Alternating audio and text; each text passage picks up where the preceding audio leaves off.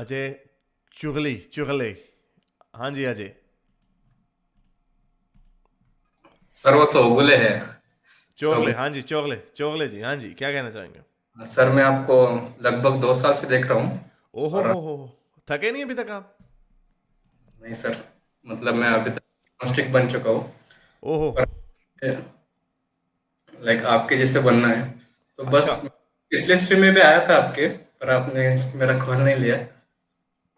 चलें, आज ले लिया। एथिस्ट बनना चाहता हूँ, तो इसके लिए सिर्फ मुझे गाइडेंस चाहिए था आपसे। अच्छा। तो देखें, ये तो कोई एथियस्ट बनना तो कोई ऐसी चीज़ नहीं है ना कि आप कहें कि मैं बड़ा होकर डॉक्टर बनना चाहता हूँ। एथियज्म एक वे ऑफ लाइफ है। वाकई एक वे ऑफ लाइफ है। एथियज्म का मतलब ही ये है कि मैं ज़िंदगी ऐसे गुजारता हूँ कि कोई खुदा नहीं है। कोई खुदा नहीं है से मुराद कोई, चाहे वो अब मोस्टली लोग उस कल्चर से के जो एथियस्ट होते हैं उनका इम्प्रिंट होता है। अब जैसे हम जो एथियस्ट हैं, हम हैं ही मुस्लिम एंगल से एथियस्ट हैं। इस्लाम के एंगल से हमने कोई हर रिलीजन को तो नहीं पढ़ा, मैं तो क्रिश्चियनिटी को भी उस डिटेल से नहीं पढ़ा। लेकिन वो उसकी हमें समझ है, लेकिन हम हिंदुज़म को नहीं पढ़ा, तो हम सिर्फ इस्लामिक एंगल से ही एथियस्ट हैं। बाकी जो यूनिवर्सल आर्गूमेंट्स को जब आप समझ जाते हैं ना, कि क्या यूनिवर्स को बनाने वाला कोई है या नहीं है, कोई है या नहीं है, आप इसकी अल्टरनेटिव आइडियाज देखते हैं हिंदुइज्म में। मैं देखता हूँ कई लोग बड़ी बताते हैं कोई इटर्नल कॉन्शियसनेस होना, वो जो कि ऑब्वियसली प्रूव करना, हर चीज़ के ऊपर एविडेंस आपको चाहिए, और जब तक नहीं मिलता इसका, उसको गलत साबित ना करना is not the requirement to be an atheist. जैसे मैंने आपको बताया, atheism is a way of life in a sense कि आप ये कहते हैं कि आई लिव माई लाइफ, मैं अपनी जिंदगी ऐसे गुजारता हूँ जैसे कोई मेरा कोई गॉड नहीं है। हो सकता हो, और पहली बात ये, फिर वो कौन सा वाला? मुसलमान कहता है मेरे वाला, क्रिश्चियन कहता है उसके वाला, आपके हिंदू वो एक भाई आए थे वो कहते हैं तीन चीज़ें इटर्नल है, नेचर, सोल और ईश्वर। तो ओके, हर कोई कहता अपना अपना ही है, और वो होता इटर्नली है हमेशा, outside the space time continuum, outside the universe, हमेशा होता वही है। लेकिन मजे की बात, अब हमें क्या पता कौन सा, मैं आपकी बात क्यों मानूं, मैं उसकी क्यों ना मानूं? इसलिए इसका बेहतर सोल्यूशन, या तो वो खुद आके हमें बता देना मेरा नाम कृष्ण है, मेरा जी। नाम कृष्ण है, या कहते मेरा नाम अल्लाह भी है, तब हम मान लेंगे। जब तक नहीं है तो आपकी बातें हमें कहानियां लगती हैं। जो सेंट्रल क्लेम है, बाकी की जो फिलॉसफीज जो है बीच में से, कि यतीमों से प्यार करो, अच्छा करो ताकि तुम्हारे साथ अच्छा हो, बुरा करोगे बुरा, दोज आर अदर फिलोसफीज जो आप एथिज्म से भी निकाल सकते हैं, जो आप किसी भी चीज से निकाल सकते हैं। So this is the reason मैं आप लोगों को कहते हैं कि आपको अच्छा इंसान बनने के लिए आपको हिंदू होने की जरूरत नहीं है, या आपको जी। मुसलमान होने की जरूरत नहीं है। You can perfectly live your life by reason, अपनी अक्ल से, जो चीज़ आपको पसंद आती है, जो जो चीज़ आपको अक्ल से आप मानते हो। ज़रूरी नहीं आपको हर चीज़ में पीएचडी करनी है। द इंसान को लॉजिक और रीज़न फॉलो करने की एक आदत होती है। हम हर चीज़ में लॉजिक और रीज़न ढूंढते हैं, और यही वजह है कि जो लोग ज़्यादा अच्छा बोलते हैं, जो लोग ज़्यादा अच्छी लॉजिक देते हैं, उनको लोग भी ज़्यादा सुनते हैं और पढ़ते हैं उनको। सो आप ये देखें कि जिस चीज़ को भी आप मानना चाहते हैं, अगर आप एग्नोस्टिक भी हैं, प्रैक्टिकली एग्नोस्टिक और एथियस्ट में कोई फ़र्क नहीं होता, बिल्कुल भी कोई फर्क नहीं होता। ये सिर्फ लफ्जों का हेर फेर। अगर आपने अपने आप को एग्नोस्टिक कह दिया, तो मैं आपसे ये पूछता हूं कि आप एग्नोस्टिक कौन से वाले हैं? हिंदू गॉड्स के एग्नोस्टिक हैं, या आप अल्लाह मियाँ के लिए भी उतने ही एग्नोस्टिक हैं? सर फिलहाल तो मैं अभी तक कुछ पूजा वगैरह तो नहीं करता, पर जैसे हमारे हिंदुइज्म में कहते हैं कि थर्सडे को सैटरडे को नॉनवेज नहीं खाना चाहिए।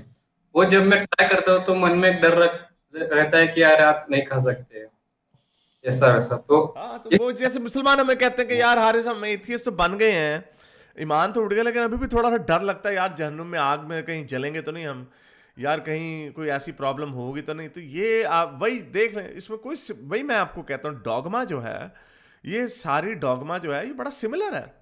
लोग ये कहते हैं हमने, हमारे में नर्क नहीं है, हम तो ऐसे नहीं है वगैरह वगैरह, वो बातें सारी ऐसी करते हैं। लेकिन अनफॉर्चुनेटली आप लोगों के जो एंड में रिजल्ट है, जो ह्यूमन साइकी के ऊपर जो रिजल्ट है, और यही वजह है ना कि लोग इतना लड़ते हैं, आगे भागते जो हैं। एक तरफ हमें कहते हैं एथिज्म है हिंदुइज्म में, फिर हमसे हमें हमारे से लड़ रहे होते हैं, पता नहीं अपनी हिंदुइज्म के डिफेंस में। क्योंकि ये डॉगमा जो साइकोलॉजिकल इंडोक्ट्रिनेशन हो चुकी है, उससे निकलने के लिए बड़े बॉल्स चाहिए होते हैं, भैंसे जितने, उसके लिए बहुत बड़ा दिल गिरता चाहिए होता। तो वो दिल गुर्दा जिस दिन आप लोग, आप के अंदर हौसला आएगा, ये मतलब मैं चैलेंज इंसल्ट में नहीं कह रहा कि आप बुजदिल हो, मैं कह रहा हूँ ये एक वो स्टेज है जिसको छलांग मारने के लिए ना आपको थोड़ी प्रैक्टिस करनी पड़ती है, आपको अपने साथ बातें करनी पड़ती है, अपने साथ सोचा करें, अपने आप से बातें किया करें। आपको डर लगता है, क्यों क्यों? क्या आपको वाकई कोई ऊपर से आग आती है, आपको छेड़ती है आग आपको? वो आपको नहीं करती, आपको डर क्यों? आप ये देखें, थोड़ा सा हौसला इस तरह पैदा करें कि दुनिया में मेजॉरिटी ऑफ वर्ल्ड पॉपुलेशन जो है वो नॉन हिंदू है, उनको पता भी नहीं हिंदुइज्म का, ठीक है? और हिस्टोरिकली आप देख लें, अगर 100 बिलियन लोग, कहा जाता है कि 100 बिलियन लोग अब तक पैदा होके मर चुके हैं, तो अगर वो लोग थे, उनमें से मेरा ख्याल क्या 2 बिलियन होंगे हिंदू हिस्टोरिकली गुजरे होंगे, चलो 5 बिलियन होंगे, 95 बिलियन जो होंगे वो नॉन हिंदू थे। तो जो उनकी पनिशमेंट होगी, जहां पे वो होंगे आप भी लाइन में लग जाना, कुछ नहीं होता, मैं आपके साथ ही होऊंगा। जी, वो तो है। सर, और एक मेरा क्वेश्चन था कि मैं अभी तो सिर्फ रिचुअल्स पे ही क्वेश्चन उठाता हूँ, मतलब जो हमारे घर के पास है या फिर मेरे घर में खुद के है, वो सिर्फ मैं रिचुअल्स के ऊपर ही क्वेश्चन उठाता हूँ। क्या मुझे वो गॉड पे भी क्वेश्चन उठाना चाहिए या फिर कुछ और मैं आगे स्टेप ले सकता हूँ? नहीं, देखें, रिचुअल्स की भी आप लॉजिक तो देखें ना। जैसे मैंने आपके सामने ये रिचुअल शेयर किया, अब ये एक तरीके का रिचुअल ही है ना, मूर्तियां बनाना। अब कोरोना की देवी उन्होंने बना दी कि बाबा कोरोना खुश हो जाए, देवी कोरोनी, और जो लोग सफर कर रहे हैं इसकी वजह से वो खत्म हो जाए। उन्होंने कहा, मैंने ख्वाब में आके हमें कहा गया कि गुरुजी ने कहा कि ख्वाब में आया तो वी शुड डू समथिंग।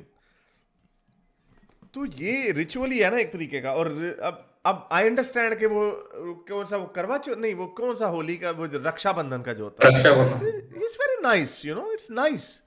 तो नाइस तो ईद भी है, लोग गले मिलते हैं, सेमियां खाते हैं, नाइस तो वो भी है। मेरा क्वेश्चन ये है कि कुड यू ना, क्या दुनिया में बहन भाई की मोहब्बत खत्म हो जाएगी अगर उसमें ये ना, इवन ये रिचुअल में मुझे से कोई प्रॉब्लम नहीं है, मोस्ट प्रॉबेबली मुझे भी कोई राखी बांध दे आके नहीं सर, तो ऐसे रिचुअल्स के बारे में। मुझे प्रॉब्लम ये है कि जब लोग रिचुअल को सुपर नेचुरल चीजों से जोड़ देते हैं, जी जी, वही मैं ये प्रॉब्लम है। आप उसका एविडेंस ढूंढें कि क्या एविडेंस है भाई इसका, क्या सुपर नेचुरल, क्या अगर किसी ने किया। अगर आप ऐसे ही कर रहे हैं, वो तो हम वेस्ट में मदर्स डे भी लोग मनाते हैं, कोई बात नहीं, इसमें कोई ऐसी बात नहीं है। उस तरह हमने राखी बांधनी, उसमें भी कोई प्रॉब्लम नहीं है, इट्स ओके। यानी एक ये बहन भाई का प्यार ही बढ़ा आ रहा है ना एक लिहाज से, इट्स ओके। तो रिचुअल्स को भी इतना अटैक करने की जरूरत नहीं है, सुपर नेचुरल एलिमेंट को अटैक करें, डॉगमेटिक चीजों को अटैक करें। क्या एविडेंस, क्या लॉजिक, क्या है इसके पीछे? सर, मैंने अभी, हमारे घर के पास एक रिचुअल चलता है, वहां पे बकरे को हलाल किया जाता है और उसके खून से ना दीवार पे निशान लगाए जाते हैं हाथ से। तो उस रिचुअल को मैंने अटैक किया था, तो उन्होंने इसका ये जवाब दिया कि हम ट्राइब कम्युनिटी से आते हैं, इससे हमारे खून का जो डर एक रहता है ना इंसान में, खून का डर, खून देखने के बाद इंसान डर जाता है, तो ये डर निकलना चाहिए, इसलिए ये रिचुअल है। तो मैंने उनसे कहा था कि अब तो कोई हम हंटिंग तो करते नहीं है, फिर भी आप ये ritual चलाते जा रहे हो। तो उस पे बहस बहुत ज्यादा बढ़ गई थी, तो इसलिए मैंने आपसे पहले पूछा कि नहीं, तो इसका जवाब क्या दिया उन्होंने फिर? आपने लॉजिकल बात की ना, आपने कहा अब तो हम नहीं करते ये काम, तो अब आपको चवले मारने की क्या जरूरत है? तो क्या जवाब दिया उन्होंने इसका? नहीं, अगर ये हमने बंद कर दिया तो हमारी ट्राइब भी खत्म हो जाएगी, हमें कोई आइडेंटिफाई नहीं करेगा, ये हमारी आइडेंटिटी है, ऐसा है। आइडेंटिटी है, यानी उन्हें कहो भाई अपने गले में एक ना हार लगा लो कि हम इस ट्राइब के हैं, आपके लोग उसी ट्राइब से बुलाएंगे आपको। यानी अजीब किस्म की लॉजिक है इनकी। तो ऑब्वियसली ये तो खैर लॉजिक की भोंडी है ना, ये जो इन्होंने दी आपको। तो ये देखें, इस तरह जो बैड लॉजिक जो है ना, हिस्टोरिकली कभी भी नहीं रहती कायम। ये अभी कोशिश कर लें इनकी एक जनरेशन बाद लोग ये हरकतें नहीं करेंगे, कम हो जाएंगे, उससे अगली जनरेशन में बिल्कुल ही खत्म हो जाएंगे, तब ये क्या करेंगे?